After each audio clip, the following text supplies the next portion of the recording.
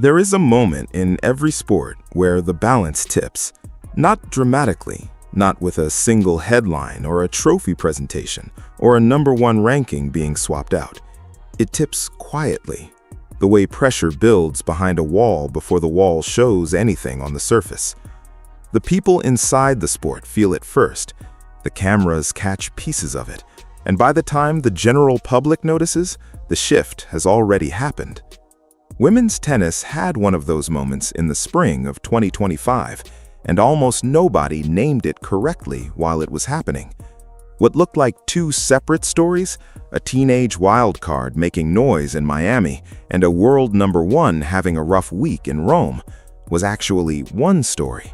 A story about what dominance costs, what emerging talent looks like before it fully arrives, and what happens when the psychological architecture of a season starts developing cracks that even the most mentally tough athletes cannot seal shut. To understand it, you have to start not with Rome, but with a girl from the Philippines who walked into one of the biggest tournaments in the world with no ranking worth mentioning, no expectations attached to her name, and no idea she was about to rearrange the conversation entirely.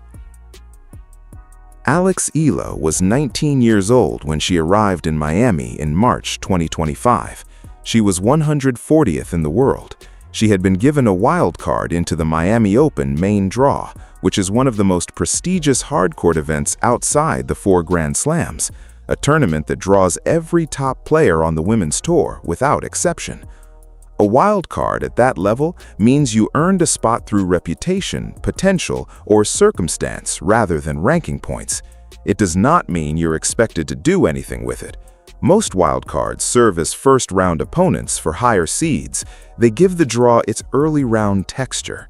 They rarely make noise beyond the opening matches, and when they do, it is usually one upset on a good day, before the tour's gravity pulls them back down. Nobody watching the draw ceremony circled Eala's name and thought, "This one is going to do something we have never seen before." That is not a criticism of anyone who watched. It's just the honest reality of what a 140-ranked wildcard looks like on paper going into a tournament of that size. Paper, as it turned out, had absolutely nothing to say about what was coming. Her first match was against Yelena Ostapenko. If you know women's tennis, you know exactly what that means. Ostapenko is a former Roland Garros champion. She won that title in 2017 as an unseeded player in one of the most stunning upset runs in Grand Slam history, and she has been a weapon on tour ever since. She is unpredictable, she hits flat and hard and early, and on a day when her game is clicking, she can take apart players ranked 50 spots above her without breaking a sweat. She is exactly the kind of opponent a wildcard does not want in round 1 of their first big tournament. Eala went down 4-0 in the first set. Down 4-love against a former Slam champion in your debut at a Masters-level event, ranked 140th in the world? That is the moment most players accept the result and begin mentally preparing for the next tournament. That is the moment the experience becomes a learning exercise rather than a real competition. Eala did not treat it that way. She came back and won the match. Not on a technicality, not because Ostapenko collapsed. She competed her way back into it point by point and took the set and then the match. It was the first indication that something different was happening, but nobody had fully understood what yet. Then came Madison Keys. If the Ostapenko win raised eyebrows, the Keys match made them stay raised. Keys had won the 2025 Australian Open just weeks before Miami. She was the reigning Grand Slam champion, playing at full confidence, with all the momentum that comes from having just stood in the biggest arena in the sport and won the whole thing. She was not in a slump. She was not injured. She was not playing below herself. She was one of the best players in the world at the exact moment she walked onto the court against a 19-year-old ranked 140th in the world. The score was 6-4, 6-2. Eala won in straight sets. She did not survive Keys. She did not scrape through a third-set tiebreak. She dismantled a Grand Slam champion in 2 sets with a margin that would have looked comfortable against almost anyone, let alone the woman who had just lifted a slam trophy at the Australian Open. That result made Eala the first Filipino player in the Open era to defeat a Grand Slam champion at tour level, a historic milestone, dropped casually into the middle of a run that was not finished yet. Next was Aryna Svitolina, another Grand Slam finalist, a former world number 3, a player who had returned from maternity leave and rebuilt herself into one of the more resilient competitors on tour. Alex came back from 4-2 down in the second set and closed it out cleanly. 3 Grand Slam champions in 3 consecutive matches, 3 straight set victories, 1 tournament. No player in WTA history had ever done that as a wildcard. Ever. The stat is not an asterisk or a footnote. It is genuinely unprecedented. She had arrived in Miami ranked 140th and had now beaten 3 of the most decorated players in the sport without dropping a set. The jump that followed was not gradual. Overnight, she moved from 140th in the world to 75th. She became the first Filipino player to break into the top 100, and still, there was 1 match left. The semifinal against Jessica Pegula started and finished after midnight. Pegula is one of the most experienced players on tour, a top 5 staple, someone who wins matches through consistency and composure and never giving opponents easy points. She is not flashy, but she is extremely difficult to beat. The match went to 3 sets. Pegula needed every single one of them, and said so afterwards when the cameras were still running and the adrenaline had not yet fully drained. She admitted the match was brutally difficult. Eala lost, but losing a 3-set semifinal past midnight against a top 5 veteran at your first major tournament appearance after having already beaten 3 Grand Slam champions is not a defeat in any meaningful sense of the word. It is a declaration. It is 19 years old, standing in the middle of a conversation it had no business being in and refusing to leave. Aryna Sabalenka was also at Miami. She had just won Indian Wells. She won Miami as well, completing what the tennis world calls the Sunshine Double, back-to-back titles at the 2 biggest hardcourt events of the spring. By every objective measurement, that tournament belonged to Sabalenka. She was the champion. She had the trophy and the ranking points and the streak that went with it. But something else was happening inside the tournament that the trophy does not capture. Tournament director James Blake had made decisions during the week to move Eala's matches to center court. Not because of her ranking, not because of her seeding, because the crowds her matches were generating were creating the kind of electric atmosphere that center court is built for. Her global following, particularly the enormous outpouring of support from Filipino fans tuning in from the other side of the world, was producing an energy inside the venue that the tournament wanted on its biggest stage. Sabalenka had noticed. She had been publicly vocal during the week about scheduling decisions she felt were being made in the wildcard's favor. That is not an unreasonable observation. She was the defending champion. She was the world number 1. She was the player the tournament had historically oriented itself around. And now, a 19-year-old with no seeding was having her matches relocated to the main stage because of crowd dynamics that Sabalenka, for all her excellence, was not generating at the same volume. It is worth sitting with that for a moment because what it describes is not a competitive threat, not yet. What it describes is a shift in narrative gravity. The story of the tournament was not entirely about who won it, and the person who won it understood that, and it stayed with her. That tension did not resolve when the Miami trophies were handed out. It packed itself into the luggage that traveled to Europe, and it arrived in Rome carrying everything Miami had loaded into it. By the time the clay swing began, Eala had made a deliberate choice. She skipped a lower-tier clay event in Catalonia entirely. This was not a scheduling accident or a fitness decision. She was targeting Rome specifically. The Italian Open is one of the most prestigious clay court events of the year, held at the Foro Italico in the shadow of the Colosseum, and Eala had circled it on her calendar with intention. When the draw was released, she landed in Sabalenka's half. The tennis world began quietly doing the arithmetic on a potential meeting between them, and the setup felt like it had been written for a reason. In the days before the tournament began, both players were spotted hitting with the same American practice partner, Iva Jovic, on consecutive days at the same court at the Foro Italico. One day it was Eala's session, the next day it was Sabalenka's.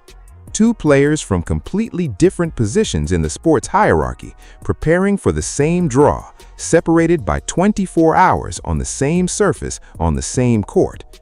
The whole thing felt cinematic, the kind of detail that belongs in a film rather than a tournament week preview. And then the draw started, and the script immediately tore itself up. Marta Kostyuk walked out in round 1 and played her match of her life. The final score was 6-0, 6-1. Eala won 0 break points in the entire match. She won barely 17% of her return points. She could not establish herself anywhere on the clay. On paper, it looked like exposure, like Miami had been the extraordinary exception, and Rome was the cold correction that put things back in their proper order. A 140-ranked wild card had gotten lucky for a week, and now the clay was telling the truth. That reading was lazy, and it was wrong, and the reason it was wrong would become apparent within days. Marta Kostyuk had not arrived in Rome having a decent week. She had arrived as the freshly crowned Madrid Open champion. She had just won one of the biggest clay events on the entire tour. She was not in good form. She was in the form of her life. The player who walked Eala off the court in 62 minutes was operating at a level that was making everyone uncomfortable that week, and the proof came in the rounds that followed. After dismantling Eala, Kostyuk beat Daria Kasatkina, then Leylah Fernandez, and then walked into a round of 16 match against Sabalenka herself, the world number 1, carrying a 9-match Masters-level winning streak and every competitive advantage the sport could hand to a player. What happened was not what anyone predicted.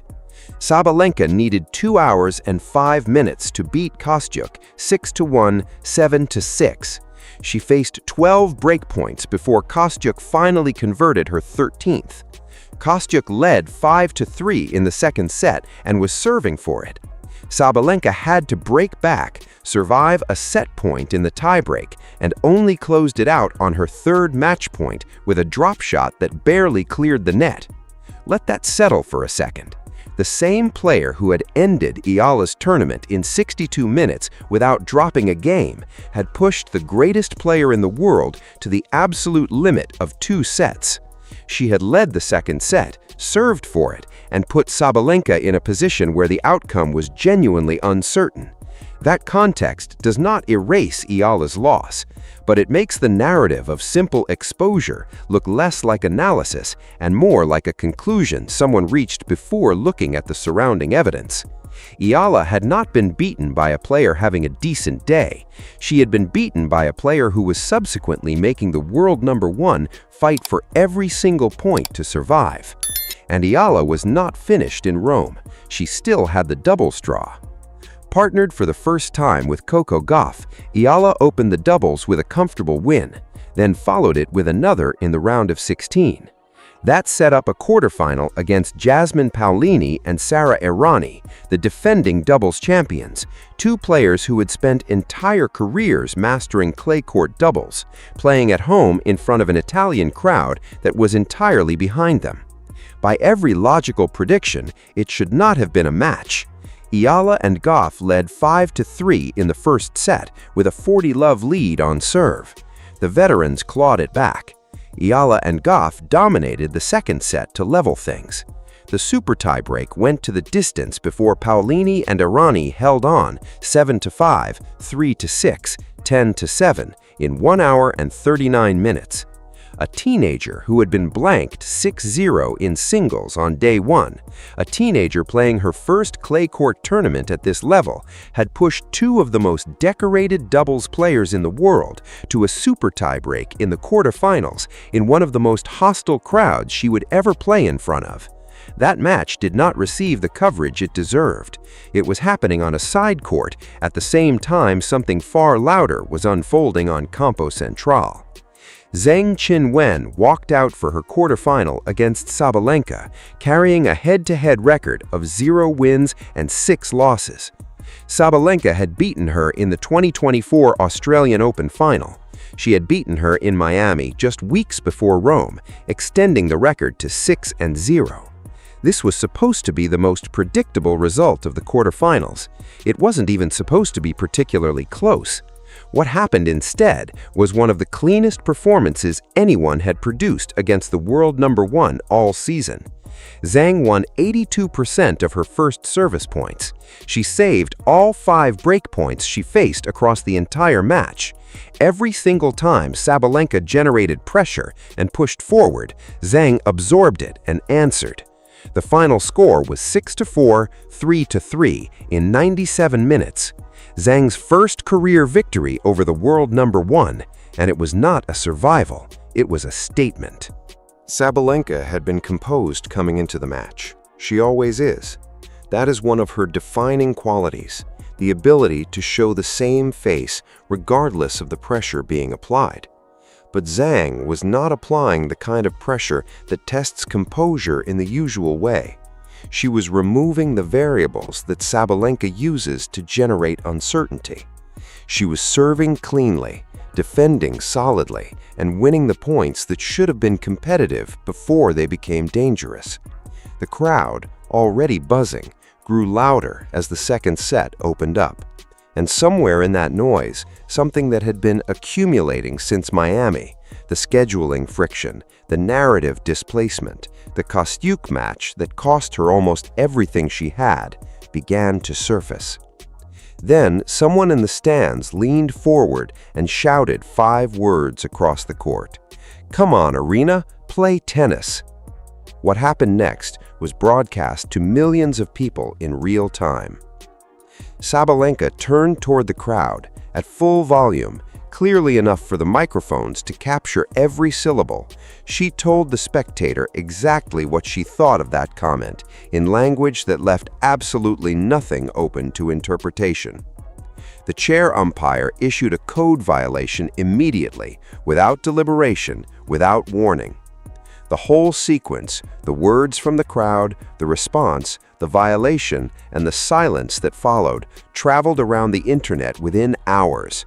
It was clipped, looped, shared, reacted to, and dissected by people who had never watched a WTA match in their lives. And the easy version of what happened, the version that spread fastest, was that Sabalenka had lost her temper and embarrassed herself. That version is not entirely wrong, but it is not the whole picture either. Sabalenka is not a player who loses control without cause. She has demonstrated across an entire era of dominance that she can handle pressure in almost any form it takes. She had carried herself through seasons of enormous emotional weight with composure that her opponents found genuinely intimidating. What Rome exposed was not a weakness in her game and not a flaw in her competitive DNA. It was a fracture in how she had been processing the accumulating pressure of an unusual season. Miami had not been resolved the way it normally would be.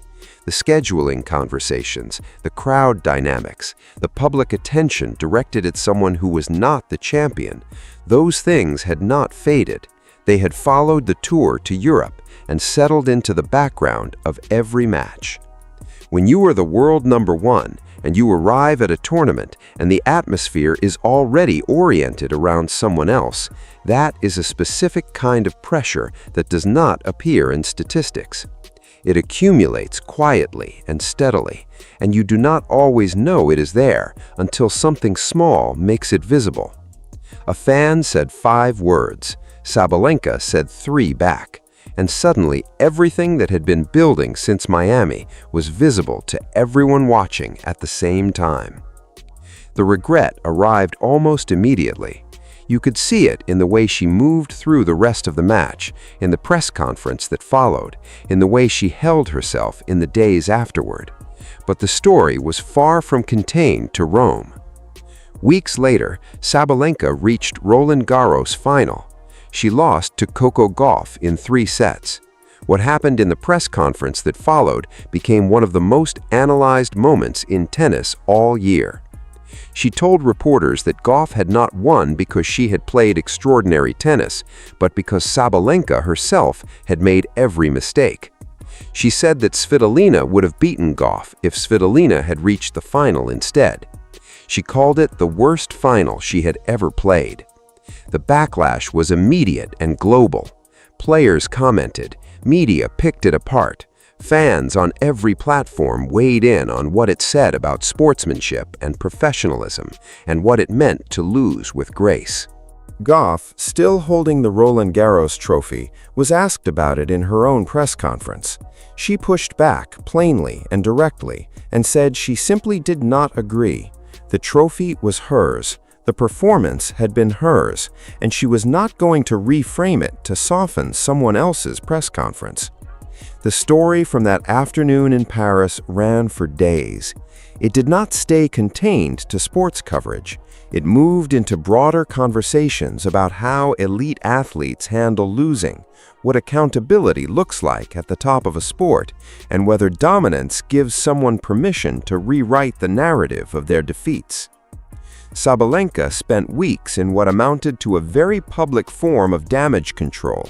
She wrote a private apology letter to Gauff. She sat down with a European broadcaster and said her behavior had been completely unprofessional. She said she had let her emotions override everything she knew about how to handle herself, that she had needed real time to sit with it honestly before she could fully accept how badly she had managed the moment. She said she had reached out personally to make sure Gauff understood that the respect was genuine and that the title was absolutely deserved without qualification. And then, just before Wimbledon, both players posted videos together, laughing, joking, sharing court time publicly, signaling to anyone watching that the chapter had been closed. And at Wimbledon, when Sabalenka lost her semifinal and walked into the press conference that followed, the very first thing she said, unprompted, before a single question had been asked, was a joke referencing Roland Garros. The room laughed, she laughed, but a player does not volunteer that reference unless what it represents is still sitting close enough to reach. You do not name the wound in the first breath of a press conference unless the wound is still real. The joke was light. The instinct to make it said something heavier. And it all traces back to Rome, not as the cause of everything that unraveled afterward, but as the moment when the first crack became visible to the outside world, as the week where the internal pressure of an unusual season first surfaced publicly and set the tone for what followed all the way through Paris and then Wimbledon.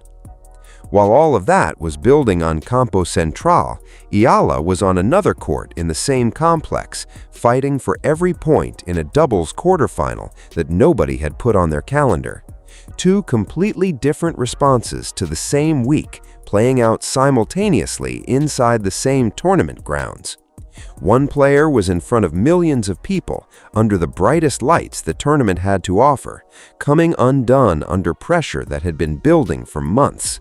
The other was grinding through a super tiebreak in a doubles match on a side court in front of a crowd that was largely rooting against her after having been blanked 6-0 in singles on day one. One week ended with a code violation and a quarterfinal exit for the world number one. The other ended with a super tiebreak loss that felt, in every honest sense, like a foundation being built. Eala never responded publicly to any of it, not the scheduling controversy from Miami, not the crowd dynamics that had underpinned both tournaments, not the noise around what Sabalenka had said or done. She gave interviews about staying present, about what it means to carry Filipino tennis onto the biggest stages in the world, about the process of learning to compete on clay at 19. She spoke about her game the way someone speaks when they are genuinely focused on building something rather than managing a narrative. There was no calculated silence. There was simply a player doing the work and leaving everything else exactly where it did not belong. in the conversation she was not having. The contrast between how these two players moved through adversity across those weeks was not subtle, and it was not accidental. It reflected something real about where each of them was mentally at that moment in the season. Sabalenka is still the best player in the world. That point is not the argument, and it never was. Sabalenka's excellence is documented across years of evidence that a single difficult stretch does not revise. But what Rome revealed is that dominance is not purely technical. It is not purely physical. The scoreboard measures one dimension of what happens in a tournament week. The full picture measures something else: how a player processes the parts of competition that never appear in the match statistics, the crowd energy that belongs to someone else, the narrative momentum that moves independently of the ranking system, the accumulation of small pressures that do not announce themselves until they are already inside the composure. Eala had found her floor. That is the clearest way to say it. She had been in positions during those weeks, 4-love down against Ostapenko, chasing Svitolina in the second set, blanked 6-0 in singles and back out on court in doubles, that would have told a different player something limiting about themselves. She had been in those positions and responded each time by competing harder rather than smaller. She had not won every match. Winning every match was never the point. What she had demonstrated was something more durable than a winning streak, a psychological baseline that does not shift under pressure. That is not something you can manufacture quickly. It either exists or it does not. At 19, in two of the biggest tournaments in the world, against competition that should have made the whole enterprise feel impossibly large, Eala had shown that it existed in her. Quietly, without announcement, without a single press conference to walk back or an apology letter to write. The scoreboard reset after Rome the way it always does. Rankings updated, points distributed, draws for the next tournament assembled without sentiment for what had just happened. The tour moves with the kind of relentless momentum that does not pause for meaning-making or narrative resolution. But the players carry everything with them long after the clay has been swept away. Sabalenka carried Rome into Paris, and Paris followed her all the way to Wimbledon, present in every question she fielded and every press conference she walked into. Eala carried Rome differently, as confirmation of something she was building rather than evidence of something she had to repair. That is what made those weeks matter beyond the draws and results and ranking implications. Not what the scoreboard showed, what the scoreboard revealed about the people behind the scores. A world number one discovering the ceiling of her composure at the exact moment a teenage wildcard was proving she did not have one yet. The shift in women's tennis is not announced when it happens. It is felt. And in May 2025, inside the clay courts of the Foro Italiano and the hard courts of Miami before it, everyone inside the sport who was paying real attention felt something move. The question now is not whether it happened. The question is how far it goes.